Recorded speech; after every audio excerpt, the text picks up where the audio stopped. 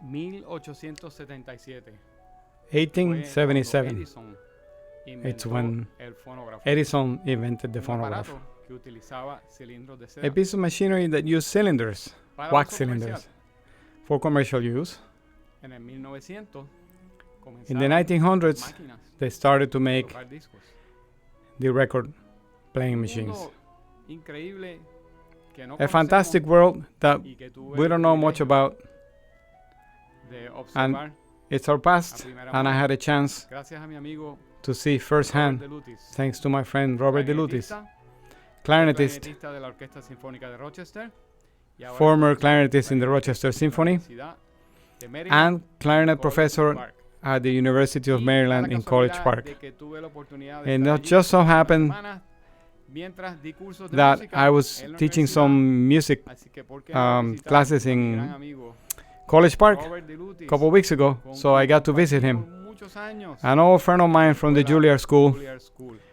we had De hecho, a trio together, a woodwind John trio Falcón y yo fuimos with parte John de un trío Falcón, que se llamaba bassoonist, Spontaneous the Winds. Spontaneous Winds Trio. Y pues nada, Look at that. tocamos nuestro recital de debut en Carnegie We Hall. played our debut recital in Carnegie Hall, in Vile Hall, Nos esparció but time has ahora en España. made us separate a little bit. Asturias, John is in Spain right now, in the Robert orchestra in ahora Asturias, maestro en Maryland.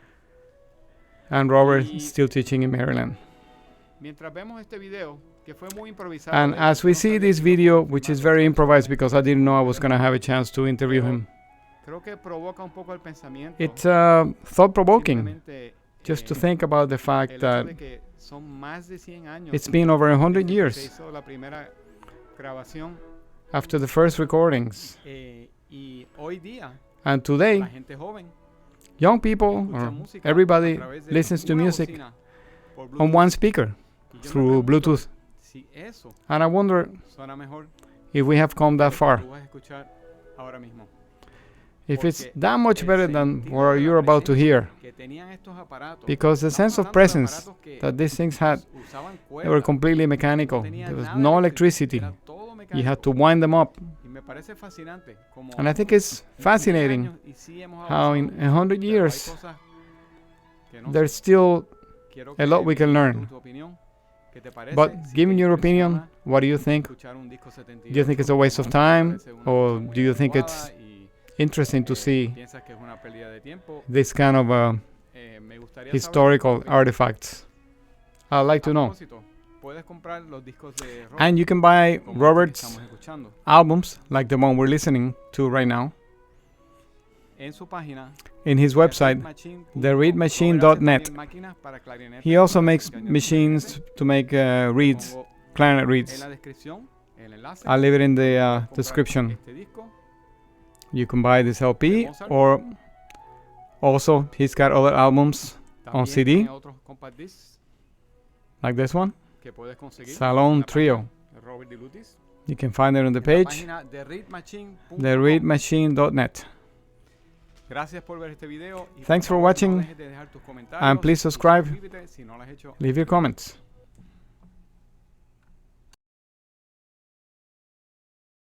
Rob, so how long have we known each other? Oh, way too long. What, 1980? 89, 88. Yeah, in 1989 we ended up at Juilliard together. Yes. But I think I knew who you were because I had met John Falcone Oh, before we met. before, and he had told me about you. That Okay. when we went to Juilliard in a few years, you were going to be there. he knew it already. He could see the future. He could see it. So. And then we had a notorious trio. That's right. the Spontaneous Woodwind trio. Winds. That's Yes, right. Spontaneous Winds. We did our recital in Carnegie Hall. That's right. Our In the Vile debut. Hall. Our And it debut. was- And it was awesome. Yes, and everything after that was down. Down. That's the way it works. And now we've gone down into my basement. Yes. Speaking of down, And now we're both into mono. mono. But- I'm way more into mono than you are. In Yes. a weird kind of way. You are the anthropologist That's of the right. mono. You know everything about the beginning of sound, not just mono. This is where it all started. So tell me, what do you have here? This is an Edison. This is an Edison machine. that's been restored. What did they call this in their day? It's not a Victrola. It's a phonograph. Well, this would have been called a cylinder player or a Victrola. A Victrola was kind of a common word that started, but... well, which was the first thing that came out? This. This was first. Okay. But almost simultaneously, Berliner came out with the small discs. Okay. The 5-inch disc. Emil Berliner from Germany. Yes. So they came before Edison. Well, that's what Edison spent most of his life doing, was arguing this in court to decide who really should be the rightful owner to the patent of inventing sound. So I guess in the US Edison won, and in Europe Berliner won out. So that's why you don't see a lot of those records and machines in this country. But this machine early on would have played for 2 minutes only. So you could squeeze 2 minutes of music or 2 minutes of talking. And it was pretty common for people to record posterity recordings, they called them. So artists would just come into a studio and just record themselves one time, directly onto the disc or directly onto the cylinder. And so these cylinders didn't have a lot of space for anything, so they would print the name of the piece along the edge here. This one, for example, says Zampa Overture. Oh, it's like a lens, sort of, like Zampa Overture Band. That's it. And you wouldn't even know, you have to really research it. Now sometimes the cover that they came in may have said more details, but not always. Edison did like to put his name and his face on everything. Really? More than the artist. Yeah, I think this, and then someone would just scribble on the end what this was. And you may have a little book that you would, and you've probably seen that for record collectors. Some of the old timers had little books, and they would have their records in the books. Oh yeah, like an album. An album with a cover, the table of content in the beginning. Because when you buy the record, it just came like a little piece of paper. It didn't have a jacket. Right, nothing, just a record with a sleeve. I have a few of those. Yeah, I have a book that has records in it. So, you want to hear a little of this? Then we. Sure. This is going to be just a little clarinet piece, I believe. Let's see if it works. Clarinet solo Cavatina from Robert DiLutis, played by Mr. William Tucson in the Sun Record.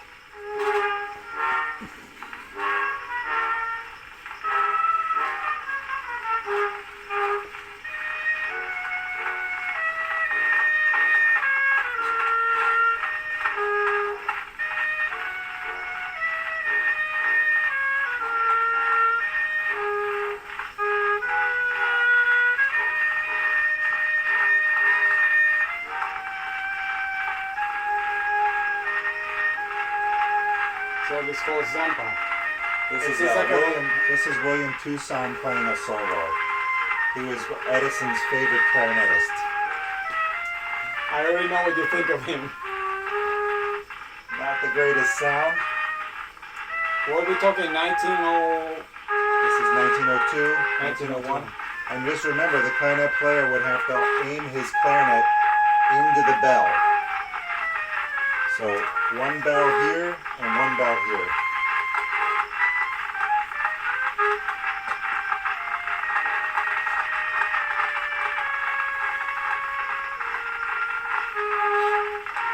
So, just for example, this is a brass horn.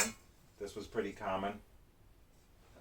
But if you wanted to have a party or you wanted to play for your friends, you would get a concert horn or a larger horn like this. These were sometimes called morning glory horns, and they would attach onto the Edison machines, and we'll continue on.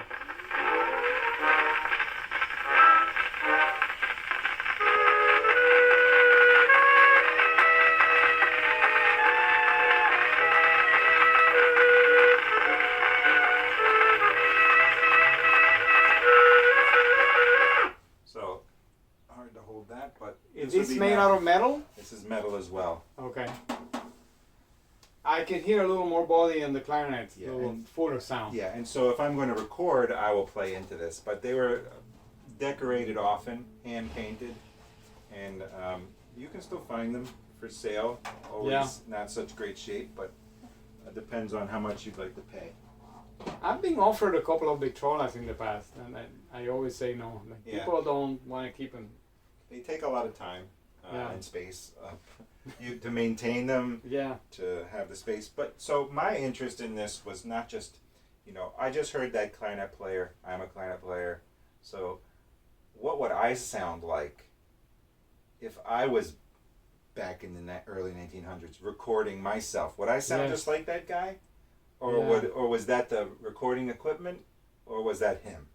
And so I've been, for the past few years, experimenting with trying to create my own recordings. And there are several guys that are still making wax cylinders. This particular cylinder is from England. There's one gentleman in England making these, and there's no grooves on that yet.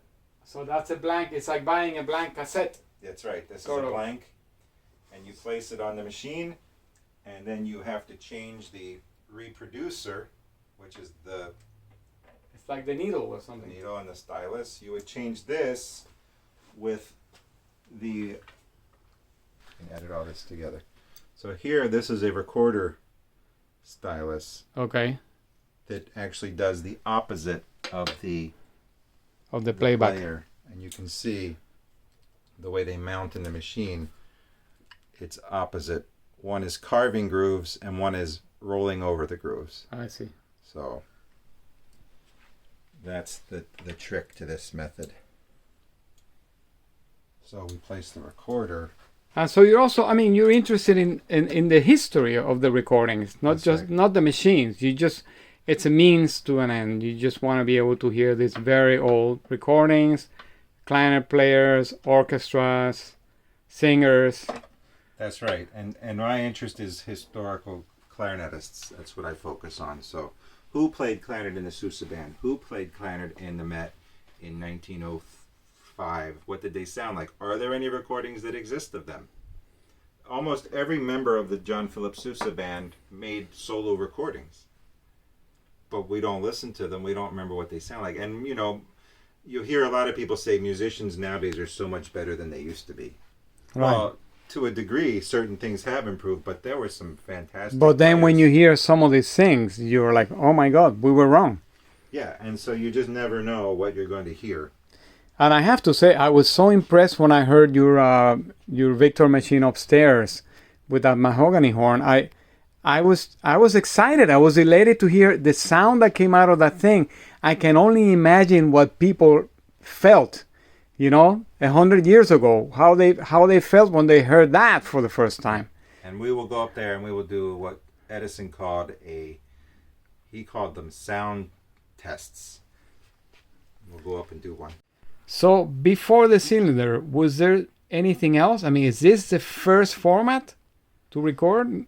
There were early experiments that proved to not be very practical, and some were done on wire, some were done on tin foil, and so you'll see all types of experiments happening, different types of materials. I think they tried wood, they tried everything to try to see what could hold sound. They used film, they tried everything, but they wanted to come up with something that could be used at home, and it would have a practical application, just like later on the Kodak company did with George Eastman.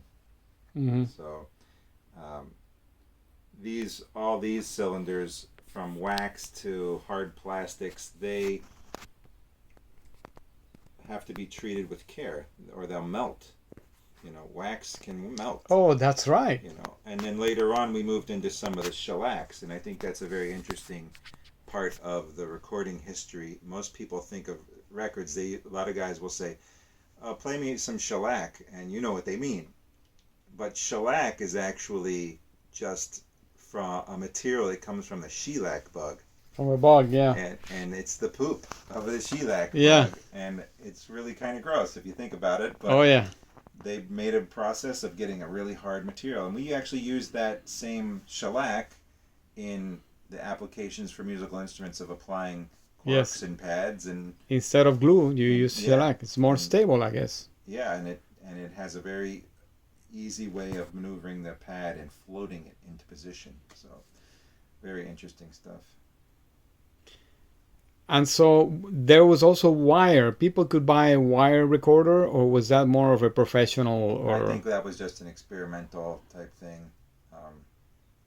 When I lived in Rochester, I was able to connect with Tim Fabrizio, who's like a world authority on the Victrolas, and he restores them. And actually, I bought some of my first machines from him, and he has gone back and done some of the earliest, research on this, and actually came to an event I was hosting, and we did a sound test where we turned the lights out in a room in a mansion, and we had a violinist play a solo, and then we had the record of the same solo. And Edison's whole thing was you couldn't tell the difference between the recording and the real thing. And they did that in the first days. And people had trouble identifying because they were so excited. They were so confused. They never heard recorded sound. Yeah, so which one was live? And at a distance, with the lights out, you couldn't tell. I find that hard to believe, but I guess it's a factor of not believing that something could be recorded. Yeah, we're so used to it now. I mean, right. The first time I recorded myself on a cylinder, I was like, ooh, that doesn't sound like I thought it was going to sound like. But it's all the guys that ran these machines, just like in the record, era, the person that ran this machine was specific to that machine. He knew how to make that machine sound good. It was like his musical instrument. It was like a watchmaker, or a luthier who made instruments. He knew what speed to run it at, and some of these machines, just like early cameras, had to be run by hand. It wasn't until 1925 when we started to have electric machines. When Edison invented not Tesla, That's Edison. Right. and that was when things became a little more standardized. But talk about standardization. Every cylinder plays slightly different speed. Everything plays. Because it was recorded. It's like the cassette. It was recorded on different machines, and so different operators thought that 70. We hear 78. Some guys ran at 80. Some companies ran at 90. Some ran at 65.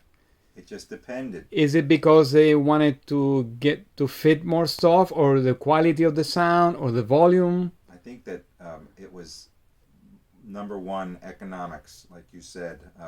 Fit the music. If you play it just a little bit faster and you run the record just a little bit slower, we can fit everything on there.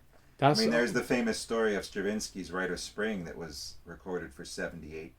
And it didn't fit properly on the sides of the set of CDs. So the producer running the machine said, could you play that movement a little faster? So you can't go by the interpretation sometimes on these. It's more for the enjoyment of the music. And that's what always got us in trouble with all the mediums. Like the 33s, they had to make them so you could fit Beethoven 9 or whatever, or operas in as few records as possible, and so they have to make the groove smaller, so the quality is compromised. Same with the CD; they had to make the CD so Karajan could, conduct the ninth, Beethoven 9th, and they had to lower the quality a little bit. It's interesting because a box of 78 records, your standard 16 by 16 box weighs 65 pounds. Yeah. When it has 78 records in it, one Mahler symphony weighs 10 pounds. So how many Mahler symphonies do you want to buy if they weigh 10 pounds each? And everything has to end with the chord. That's after right. like 3 or 4 minutes. How long can you play it for? 4-5 minutes? The early records, the 78s are going to be about 4 minutes. Yeah. And then it ends on a chord, and then they have to change the record. Flip it over. Well, and early recordings as well that we'll listen, maybe something upstairs of the Philadelphia or the Boston Symphony maybe. They played really fast, but they also couldn't use certain instruments. You couldn't hit the timpani or it would distort the recording. Course, the modulation of the groove. Stokowski was famous for substituting the sousaphone for the timpani. So in my mind, I don't feel like those instruments are similar at all, but the recording equipment would hear the sousaphone sound as a boom. Oh, And that's all they really wanted was a boom. They didn't really Interesting. hear about the quality of what it was. So I have some 78s that are one-sided only. Why is that? I always laughed because they didn't have the technology yet to do it. No one had thought of doing two sides. Oh, it's not because it was for some changers or. No, and on the bottom of those, you'll find a label. Sometimes it has information about the record. Other times it's just information about the company, a little ad. Oh. So yeah, it wasn't until the 1920s that sort of went away and it became a two-sided thing. Oh, I wonder how valuable or not the records I have are. I find most 78s aren't very valuable to most people except me. It's true. It's like opera. There's nothing opera that's valuable in records. Very little. So let's go check out your system upstairs. So here we are, Rob. What is this? This is a Victor 4, which is these are made from about 1906 to into the 1920s. This particular one is from 1924, same age as our house that we're in. So that's Great. So this It house matches. would have had this kind of music, which is kind of amazing, right? Amazing. There Incredible. would have been no electric stereo in here, not until after 25. So this is Right. pre-electric. It's wind up. It has a double motor inside, so two springs. That once one spring is wound, the other one engages, and they both unwind to power the record. The whole benefit to that was that you could play more records without having to wind the machine, and that you paid extra for. Oh, You also paid extra for the deluxe mahogany horn, and this is the large one, so it was an extra Wow. loud. and those are probably hard to find in good shape. Very hard to find. This I bought from someone online who didn't really know what it was.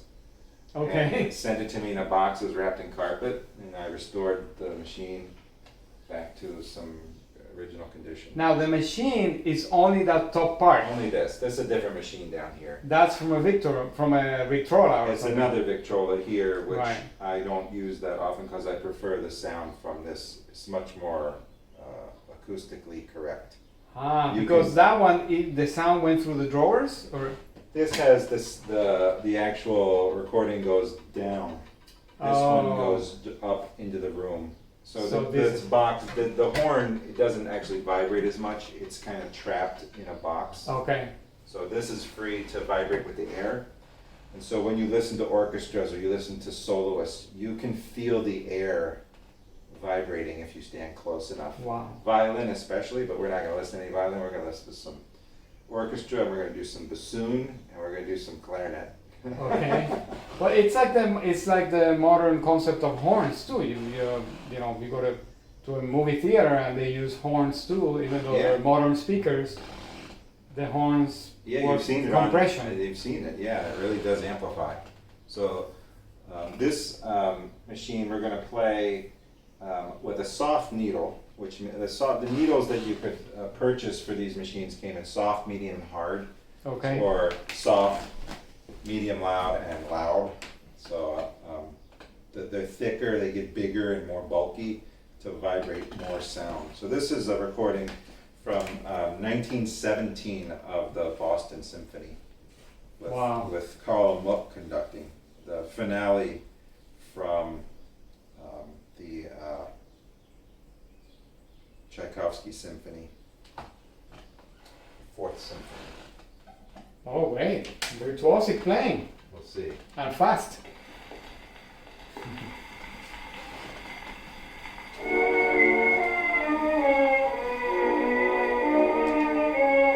Oh, it's already in the middle of the movement. Yeah, we get that halfway point.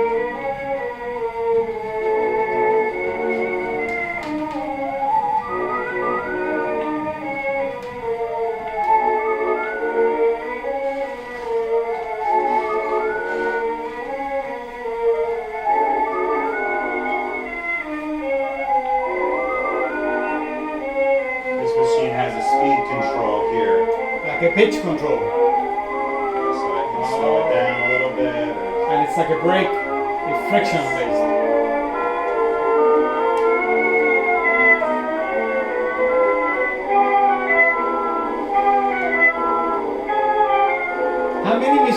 are playing here right now? About 20. 20? That's a lot. All squeezed in a small room. Yeah.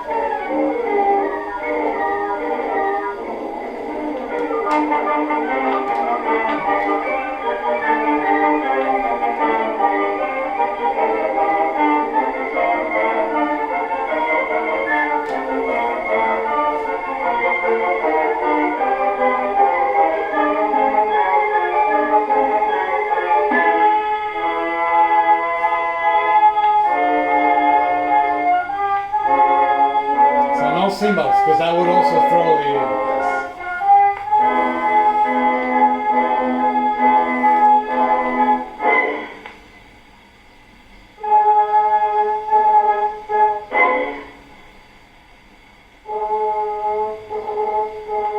What was used for percussion? The pizzicato?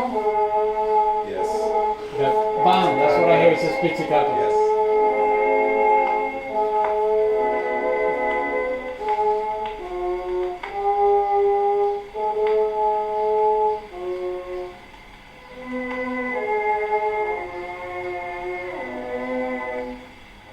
And lots of times the music would have cuts to fit it onto the record. Right.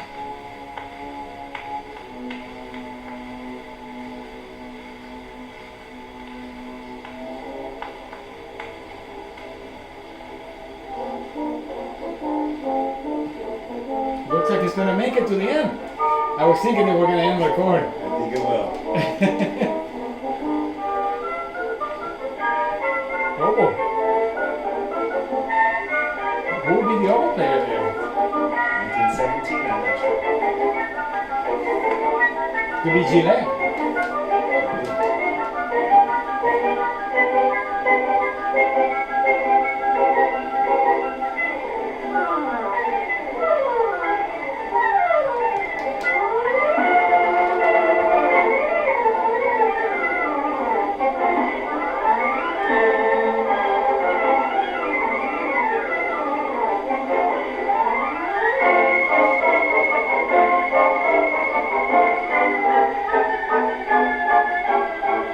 Is that trombone?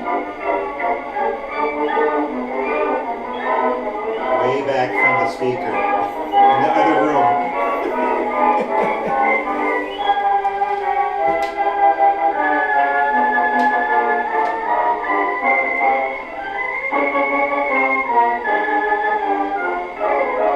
No dynamics.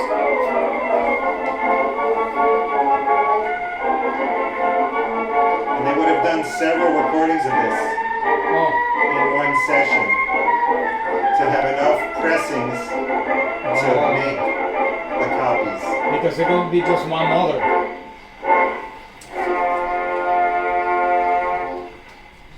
So the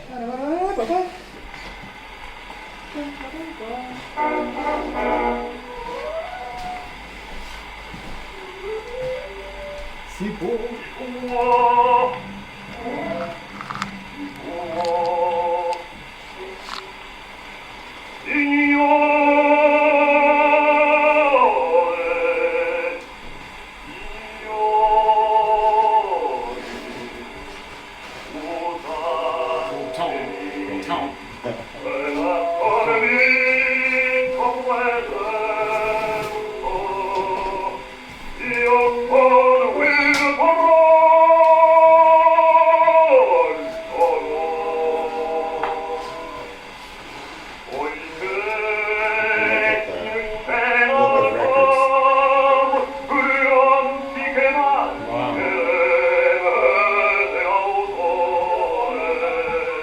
I'll take a video later of this.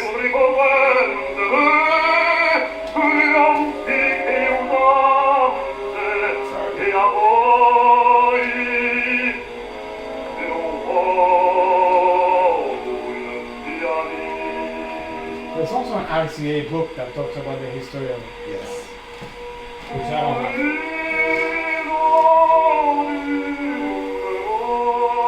Sounds great. You can feel the vibrations.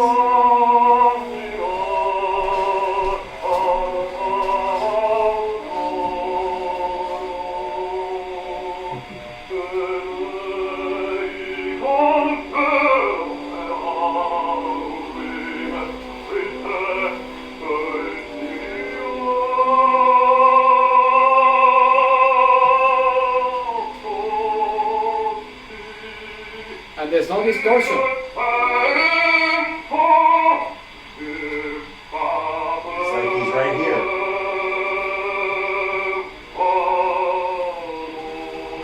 But it doesn't clip because there's nothing to clip. That's right. There's no Right. electronics, so it's an acoustical event, That's right. just like a real singer.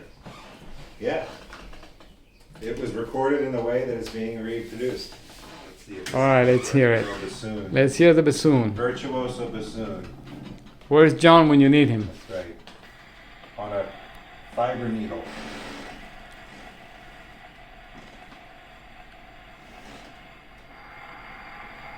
You can already tell the sound is different.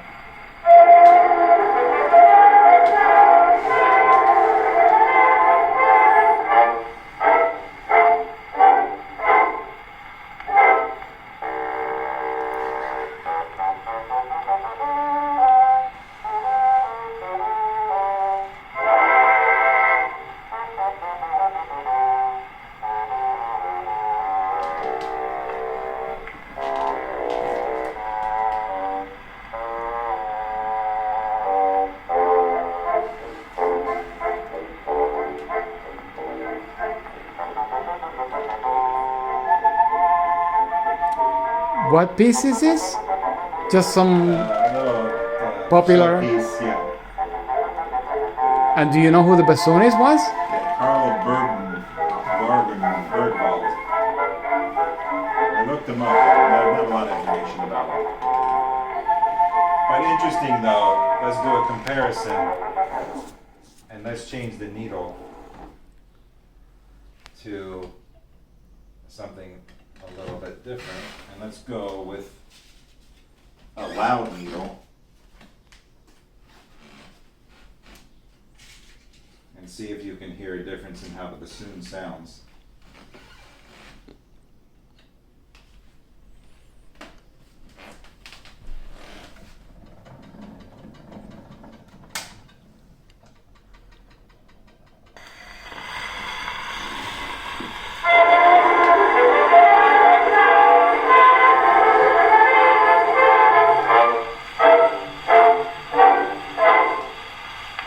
That's louder.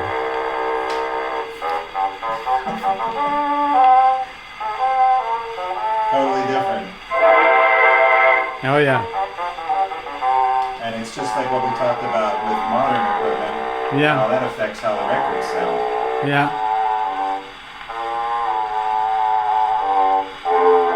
Suddenly the bassoon is out in front. It's like you got a new amplifier. Yeah.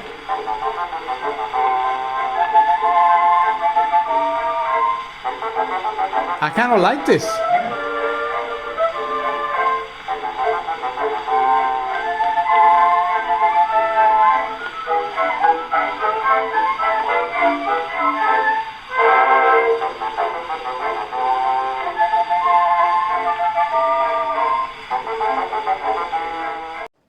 Okay, so what are you going to play now? This is going to be The Whistler and His Dog with Arthur Pryor conducting.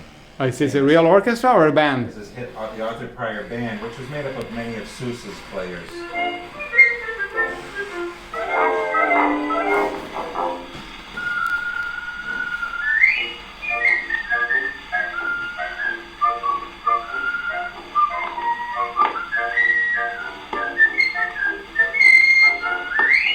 Very famous. Really? Everybody was whistling this. So it's whistling with a piccolo. Yes, and the band is whistling. The whole band? The whole band. Or at least a couple of them.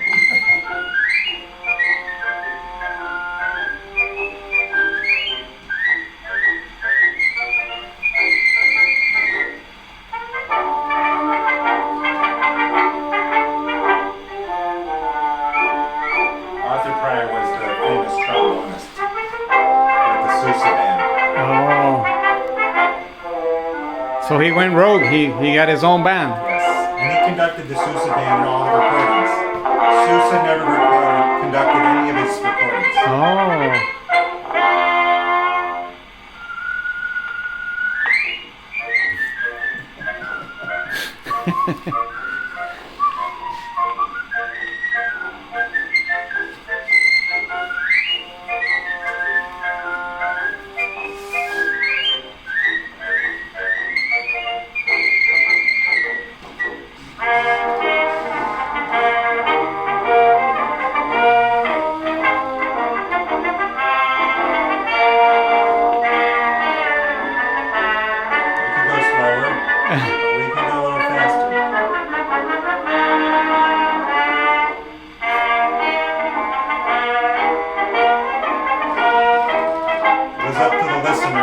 Yeah, I see.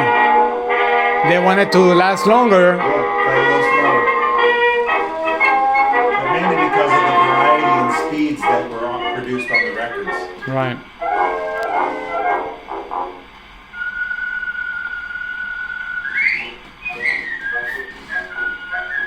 What, no cadenza? Yeah, don't be surprised.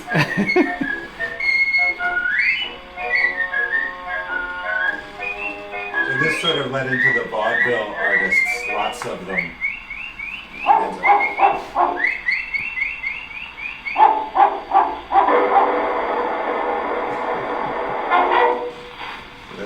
That was his master's dog. That's right. So this type of, thematic, theatrical sort of performances led a lot of vaudeville artists to want to record. And one of the most famous vaudeville artists was Rudy Wiedoff on his saxophone. And he would record and write and play virtuoso pieces on the saxophone. He was known for triple tonguing, double tonguing, circular breathing. He could do it And now this was legit saxophone music, or also this was sort of Dixieland, or it what? was a vaudeville mixed with ragtime, mixed with So like theatrical, like you said. Yeah. So, but we'll switch over to this other machine for this one. Okay. So this is the called the Victor R model, and this machine would have been built in around 1903. One of the earlier machines, and you'll notice the difference. Now we have the metal horn. Wooden horns really weren't popular yet, and the machine had a mechanism where the arm would just float like this on its own. Seems a little scary, but that's how we did it. And is that a gauge to change the weight, or no? That's just a needle. Yeah, and there's no gauge for any weight. Everything was designed in the machine shop to be the right weight. I see. So, nowadays we measure the exact amount of ounces and Yeah. to 0.00, and this is just like drop the heavy piece of metal on the record. Does this also have a replaceable needle? Yes, same thing. The reproducer here. And you have a record clamp. Yes, Those are popular with audiophiles. That was very popular back then because the records, there's a lot of friction, and sometimes the record would slip.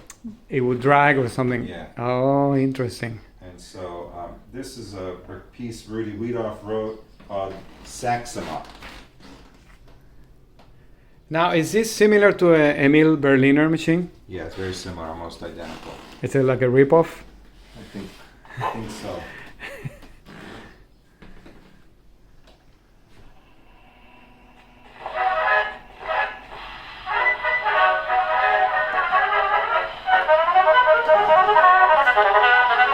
Wow.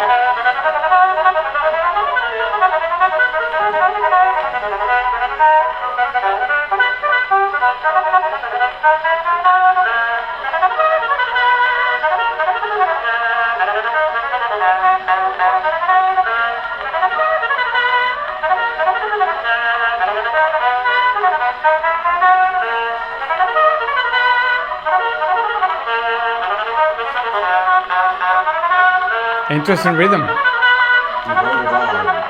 It's all jazzy. Free jazz, though. And he found time to have vibrato. And this the song is.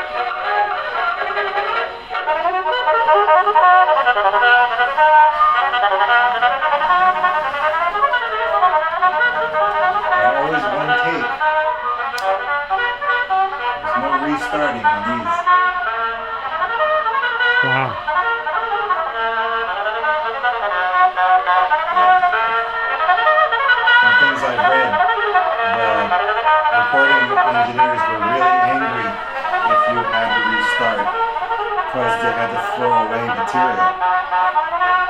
So you got to record maybe 3 or 4 times and you've used them all.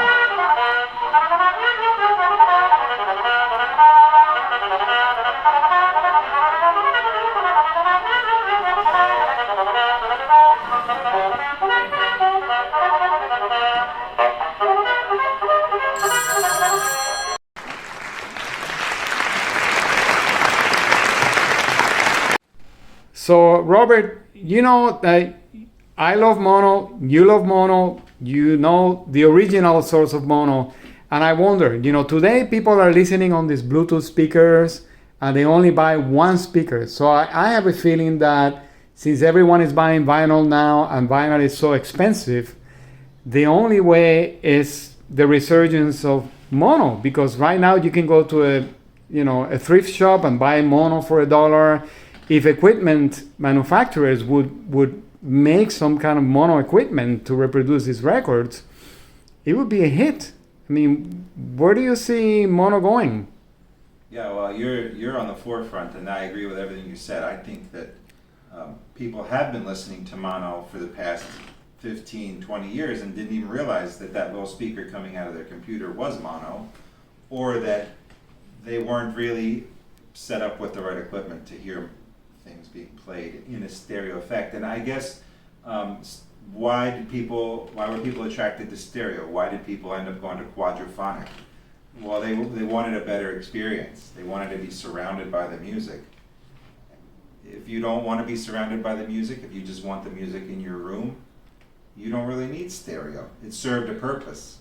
Well, this fills up the whole house, this sound.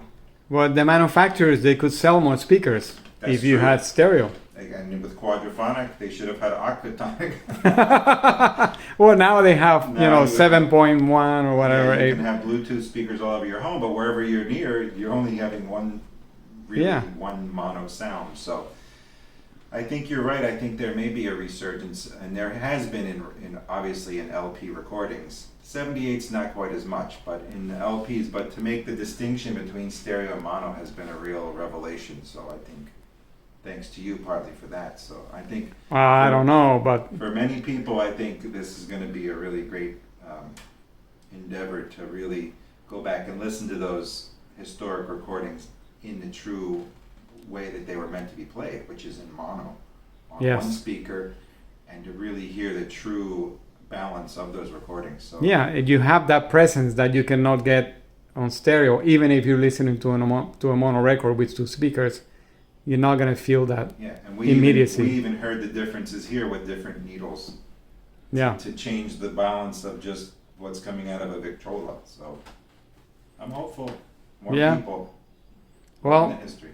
Thanks so much, Rob. This was fantastic, and it's great to see you again. And let's hope we meet again sometime. Yes, in New York. Yes, come hear my mono setup. That's right, I will. Tell me what you think. Thank you. All right. So this is a box that contains several different types of needles. These are medium volume needles. These are loud needles. And what we have on here is a soft needle. So we're going to play this record. Soft is for volume, but also for sound quality? Just soft as in volume. Oh. The general way to control the volume in a Victrola was either through the needle or by putting a sock in the bell, and that's sort of the expression, put a sock in it. I see. Roll the sock and put it in the bell. This is a mahogany bell that's made, so it's wood. And so you really get a sense of the vibrations. Nice. Who make this? Is it RCA or? This is a Victor. Victor.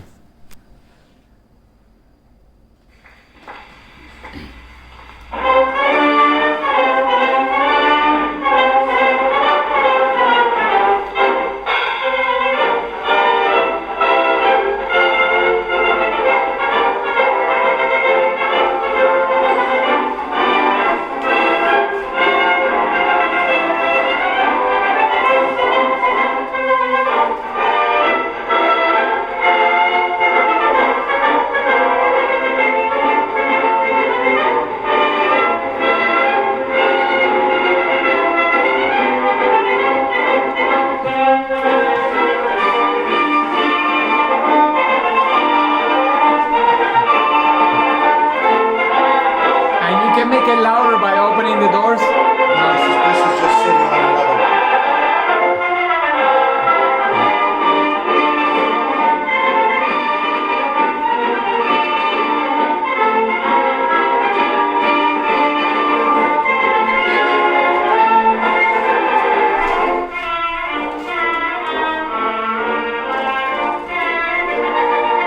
It's great playing too. Who's playing this? Sousa. Of course. Ooh, dynamics. You can play a march with character. Yes.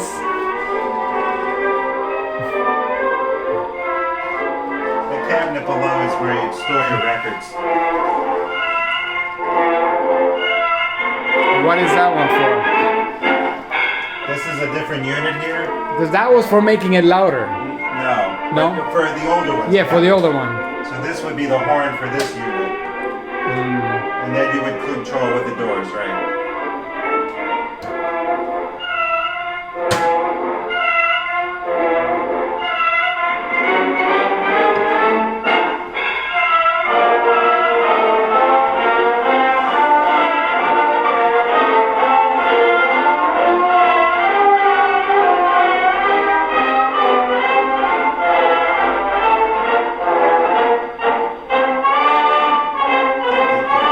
The repeat.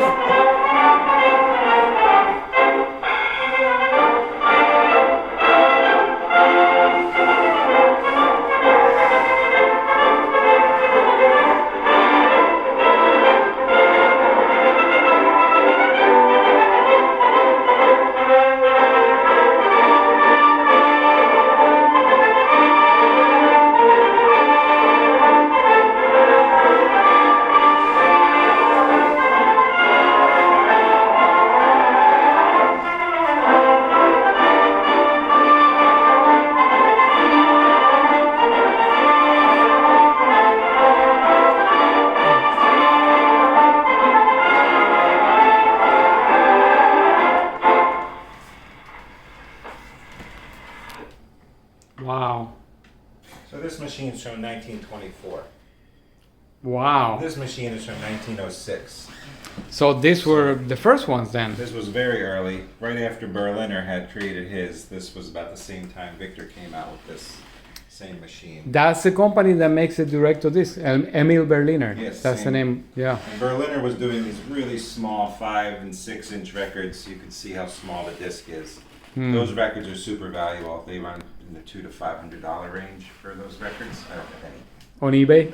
Yeah, and that's where my teacher, Bill Blaney, he buys them on there.